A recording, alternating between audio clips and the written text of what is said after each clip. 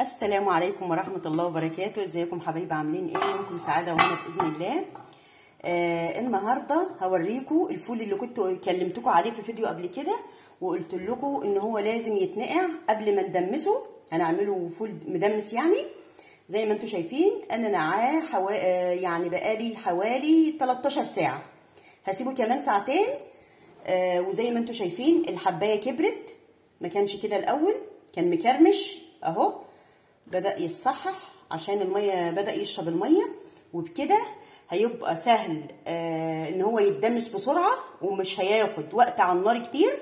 وكمان الاهم من كده ان احنا اتخلصنا من بعض حمض الفيتك، والحمض ده هو اللي بيعوق الجسم عن امتصاص الفيتامينات والمعادن المهمة اللي الجسم بيستفيد منها جدا. فلازم بننقع في كل البقول، جميع البقول لازم ننقعها على الأقل من 6 ساعات ل 12 ساعة عشان نتخلص من حمض الفيتك ده، بعض الشيء من حمض الفيتك، عشان هو اللي بيعوق الجسم من امتصاص الفيتامينات والمعادن.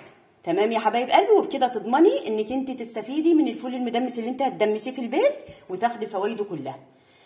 كنت معاكم انا زهرة في معلومة جديدة من معلوماتنا. ما تنسوش تعملوا لي لايك وشير وسبسكرايب، والسلام عليكم ورحمة الله وبركاته.